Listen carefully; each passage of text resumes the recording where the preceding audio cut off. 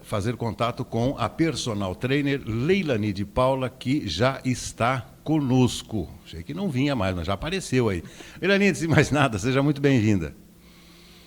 Tudo bom? Bom dia. Que notícia triste. Não sabia. Olha, Pois é, você Farol, fala isso, muito das informação. mulheres, uma mulher incrível, né? Mulher incrível, que aliás que representa muitas mulheres. O nosso tema de hoje é sobre as mulheres. Leilani, direto ao ponto. Quanto a medidas corporais, meu corpo, minhas regras. Essa frase, meu corpo, minhas regras, ela foi usada por um movimento feminista, usado em vários países e criando diferentes controvérsias, principalmente por mulheres querendo ter o poder, a autonomia de escolher sobre a vida sexual, a vida matrimonial e a vida reprodutiva. E esse slogan ficou conhecido no mundo inteiro como um grito de guerra. Perfeito. Mas eu me refiro agora, então, trazendo o assunto para a questão corporal. Eu percebo que há digamos assim, há uma polêmica recorrente em relação a isso, Leilani. Nós estamos em época de Big Brother, eu volto nesse assunto, não porque eu assista, ou seja um seguidor assíduo, mas você vê moças bonitas, né, na mesma faixa etária, e há de se supor que as mulheres fazem as suas comparações. Né? Claro, uma mulher de 20, 22 anos não pode ser comparada com uma de 30, outra de 40, mas existem sessentonas aí que têm um corpo bonito. Como é que funciona isso? Como que as mulheres devem basear o seu raciocínio e o seu cuidado corporal em relação às medidas? É muito individual isso, né, Roberto? O problema com as mulheres não é nem a questão dessa de uma estar mais bonita que a outra, mas é o quanto ela se valoriza, é o quanto ela se ama, quanto ela se conhece. E que eu sempre falo para as alunas, quem compara para e quem admira mira. Então você não é um objeto de comparação. A mulher não tem que se comparar com a outra, mas ela tem que se inspirar, sim, nesses corpos. Quando eu vejo uma mulher de 60 anos e bonita, forte, com a sua autoestima, aquele brilho nos olhos, eu falo, ela é muito mais do que. Ela me representa ali, ela transfere ali uma comunicação muito mais do que corporal, estético. Ali é uma conduta, é um estilo de vida. Ali são atitudes, ali são comportamentos que ela expressa e no seu modo de se comunicar, que muitas vezes nós nos comunicamos, 70% da nossa comunicação é não verbal. Então, é isso que eu gosto de observar das pessoas. Isso diz muito do seu estilo de vida. Então, o que eu gosto de admirar nessas mulheres é esse comportamento. Porque para ela chegar naquele corpo, daquela forma, com aquela espiritualidade, com aquela mente, com aquela presença, é um investimento alto nos seus altos cuidados, na sua vida espiritual, no seu autoconhecimento. Então, é muito investimento. Então, essa mulher, ela é sábia, ela é inteligente. E ela não fica se comparando, ela é única e ela sabe disso. Então, o maior vacilo das mulheres é ficar se comparando, e principalmente nas redes sociais, com corpos. Porque o que você tem nesse delivery de corpos perfeitos na rede social? Perfeito entre aspas, porque as pessoas ali fotografam os seus melhores ângulos, e você acha que ela está sempre melhor que você, e você se frustra, deprime, e você se acha assim, a última bolacha do pacote, entendeu? Então você está se comparando e não admirando. É isso que eu sempre digo para as minhas alunas. Admire, modele em cima dessas pessoas que você se inspira.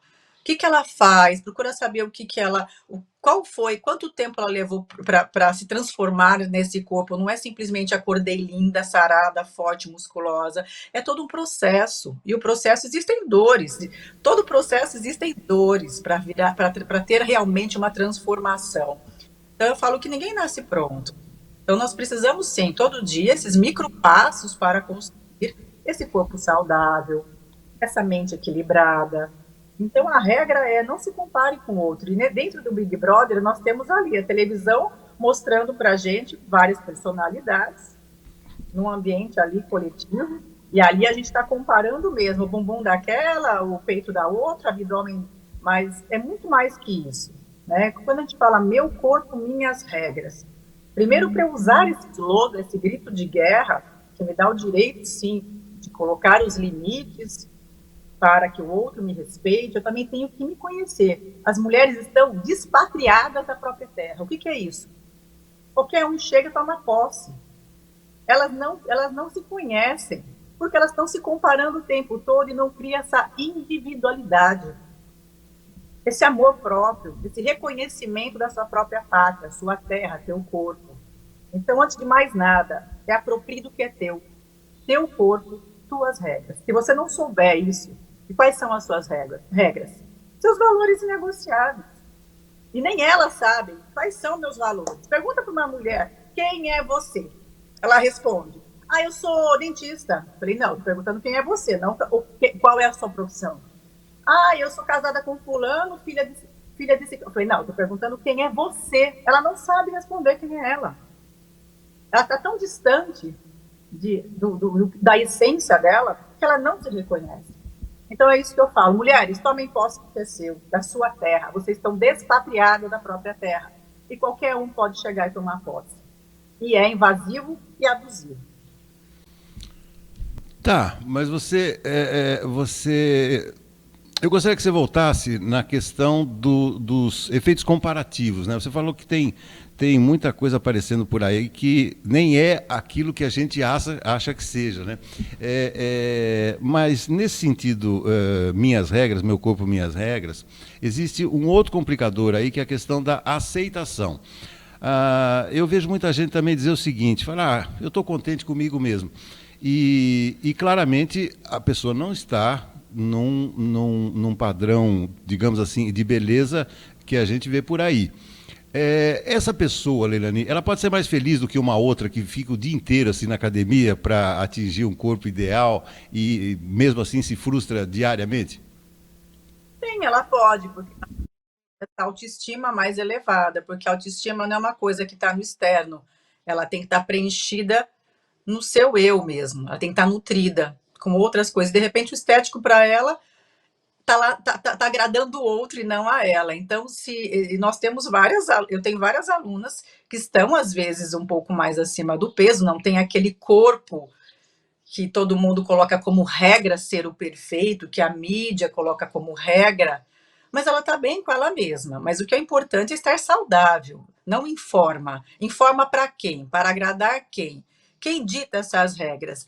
Geralmente a moda, é a mídia, e não simplesmente um gosto meu, porque nós temos esse biotipo, cada um tem uma característica. Agora, amanhã todo mundo tem que ter uma costela a menos para ter uma cintura mais fina e uma coxa mais grossa. Daí tá todo mundo produzindo esse corpo na academia. Vai todo mundo lá tirar uma costelinha e fazer muito agachamento, bumbum na nuca, porque agora a moda é coxa grossa e cintura fininha.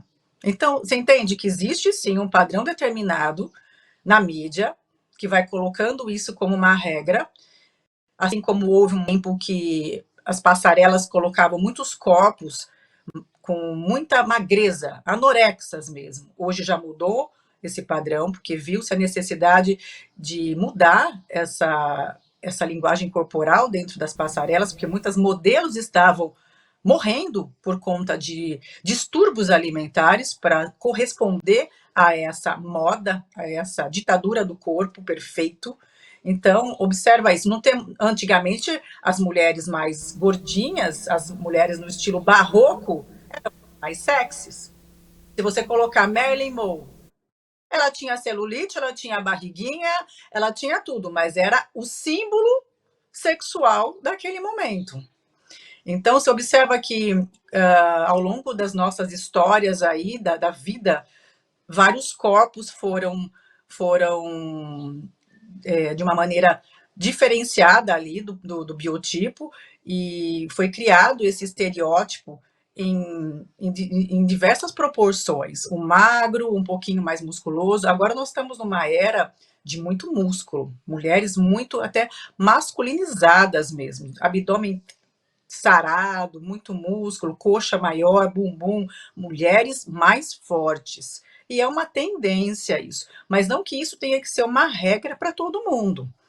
Então a gente tem que manter um bom senso e aquilo não ficar se comparando e buscar o equilíbrio nisso, nem direita nem esquerda, é o caminho do meio. O equilíbrio. para que você possa entender quais são a sua estrutura mesmo, qual é o meu biotipo corporal. E o que é importante para mim é ter saúde. É bom, então eu vou fazer o exercício não com o fim estético, porque as mulheres às vezes vão muito para o lado estético para corresponder a esse padrão da sociedade, do Big Brother, do Instagram, porque as mulheres têm que estar mais musculosas, então eu quero estar assim. E vão se deixando, realmente, elas estão só se comparando e querendo estar ali nesse ranking das top 5 aí. Então eu pergunto, isso realmente faz sentido na sua vida? Isso te nutre? Então, ou você simplesmente quer estar ali para o outro, agradando um protótipo de beleza? O quanto isso é importante na sua vida? Porque para você estar dentro desse padrão de corpo perfeito, você tem que se abdicar de muitas coisas, Roberto, muitas coisas. Tá, agora, para a gente concluir, deixa eu colocar uma pimenta nesse tempero, nesse prato, melhor dizendo, que é a seguinte: quando a gente namora, naturalmente você quer atrair o seu par, né? Tanto o homem para a mulher para o homem também. E há um mito de que depois que a gente se casa, a gente vai relaxando um pouco com o corpo e tal, e as pessoas, em geral, engordam um pouquinho e tal, porque há um grau mais de tolerância. Bom, eu estou dizendo isso pelo seguinte: a gente se inspira em alguém para permanecer bem. E ao longo da vida muita coisa acontece, né? Por exemplo, separação. Deixa eu falar da mulher que se separa e ela pode perder em determinado momento essa inspiração de se vestir, de ficar bonita e tal para alguém porque perdeu aquele parceiro e tal. Isso chega a ser um componente, Leoni. O que você diria para essa mulher que temporariamente está sem alguém para lhe inspirar? Nesse momento, principalmente quem está passando pelo luto, toda perda, existe toda uma fase do luto, viu, Roberto? Então, geralmente eu falo que são 5 ou 6 fases. Então, nós temos que essa mulher tem que se permitir a viver toda a fase desse luto. Se ela não viver o luto, isso vai atrapalhar a vida dela. E quanto mais cedo ela passar por todas essas fases, a fase da negação, da barganha, até chegar na fase da ressignificação, leva um tempo. E nesse meio tempo, o que eu oriento as mulheres? A se conhecer, a respirar, a se permitir entrar no casulo mesmo, tá, Roberto? E, mas eu estou em depressão. Ok, então vamos primeiro manter uma disciplina de autocuidado, se cuidar, se alimentar, procurar dormir, procure um psiquiatra, se precisar entrar com medicação, se você está com depressão, não adianta eu ficar falando para ela, vai, levanta dessa cama e vai malhar, porque ela precisa de medicação. Ela vai precisar, sim, da ajuda medicamentosa e começar a se mover, estar em movimento de cura. Eu sempre falo isso para as alunas que estão passando pelo processo de luto, porque só quem passa sabe, tá? Isso é outra coisa muito importante. Se você não passou por isso, você não sabe nada. Então, cuidado com o julgamento. Ah, ela tá isso, ela tá aquilo. Ah, porque é acolhimento nessa fase, porque só quem passou sabe disso. E realmente ela vai ter distimia, depressão, síndrome do pânico, ela vai se sentir sozinha, porque houve uma ruptura ali de uma vida social, da vida conjugal, filhos no meio disso. Então, a questão financeira, então abala as estruturas emocionais e físicas também. Porque tudo está interligado, nós temos ali todas as respostas no nosso físico, então nós precisamos ter uma ajuda terapêutica, psiquiátrica, para que essa mulher comece a se movimentar e voltar a ter o amor próprio, que uma das coisas que fica muito abalada é a autoestima dela. Então ela vai se sentir horrível e provavelmente ela se sente péssima, ela não vai querer sair de casa. Ela vai ficar no seu casulo, sim, mas nesse momento, cuide da sua casa. Casa onde ela vive, o ambiente tem que estar favorável, tem que ter uma energia boa para que ela possa se revitalizar, para que ela possa florescer de novo. Ela buscar dentro da própria casa algumas terapias que vão fazer ela reconectar com a vida e com a essência mesmo, com ela novamente. Mesmo que ela não queira sair. Então entra no seu casulo, entra na sua casa, olha para dentro, olhe para cima, busque por Deus, porque é uma fase delicada e pode durar até 3 anos ou mais. Então, vocês que têm parente, amigas, irmãs, não julguem. Cada um tem o seu tempo. E se ela não passar por esse luto, Roberto, ela vai carregar essa dor. E mesmo que ela venha ter uma outra relação, ela nunca vai estar pronta. Ela está ferida ainda e sangrando. E ela provavelmente pode encontrar uma relação parecida ou exatamente igual com aquela que ela deixou. Porque ela continua na mesma frequência, ela não se curou. E eu digo, se você está com suas feridas abertas e sangrando, cuidado, que você pode entrar e atrair tubarão, entendeu? Você vai entrar nessa água e só vai vir predador, porque sente o cheiro ali de sangue de ferida aberta. Então, primeiro cure suas feridas com essa rotina espiritual, rotina de autocuidado, de olhar para dentro. É um momento que você fica mais isolada, sim, dentro do seu casulo e se preparando para que você volte a voar, criar asas e virar uma borboleta, entendeu? Mas é importante esse processo. Então a dica é: viva o seu luto, mas procure profissionais para que você entenda quais são as fases. Opa, caiu aqui, ó. O assunto é tão tenso que até caiu. Então, procure entender quais são as fases do luto, porque você vai se achar a louca. E muitas pessoas vão achar que você está louca. E não, é um processo natural e precisa vivenciar o luto. Você falou uma coisa muito engraçada. Você sabe que as nossas preferências, à medida que o tempo passa, elas são as mesmas, né? Esses dias, aliás, eu fiquei dei risada comigo mesmo. Eu estava procurando um hotel dentro de um site desses aí, de reserva, numa cidade, e aí olhei e falei, poxa, gostei desse aqui. Quando eu fui ver, eu já tinha estado nesse hotel faz uns 3 anos. Quer dizer, tinha 200 hotéis novos ali. Eu fui escolher o mesmo que eu escolhi há 3 anos atrás. Ou seja, nos relacionamentos isso vale também. Às vezes você pensa que sai correndo atrás de alguém e tal, e você vai achar alguém exatamente igual ou pior do que o seu par, né? É isso aí, você tem toda a razão. Sim, porque existe uma questão de ressonância. Por isso que eu falei, nós falamos de relacionamentos tóxicos, e as pessoas falam, ele é tóxico, ele é tóxica, ela é, ele é. Nós somos. Nós temos luz e sombra. E você pode alimentar mais um ou outro. Então, o que você mais alimenta dentro de você? A sua luz ou a sua sombra? Por isso que eu falo, autoconhecimento, gente, se conheça, se aproprie da sua verdade, da sua essência, para que ninguém possa roubar isso de você. E para que você aumente o seu amor próprio.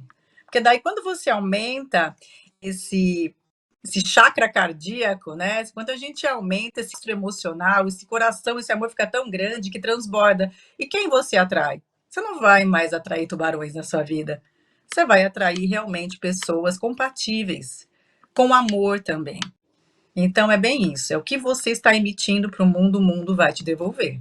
Então foi difícil eu entender tudo isso, que eu também precisava olhar, curar.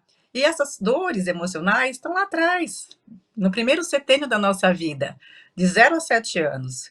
E elas vão vir todas à tona quando você se casa, quando você tem um filho, quando você tem um relacionamento difícil. Então, agradeça as pessoas difíceis da sua vida, gente. Agradeça, porque são elas que vão mostrar exatamente o que você tem que curar dentro de você. Valeu, minha querida. Valeu, Leilani. Muito obrigado aí pela contribuição. Só posso desejar um excelente final de semana. Semana que vem estaremos aí de novo com novas propostas para você discutir esse universo feminino tão rico e tão legal da gente acompanhar. Ótimo. Como é bom entender de mulheres, né? Valeu. Obrigada. Bom final de semana. Obrigado para todos nós. Muito obrigado. Essa é a Leilani de Paula.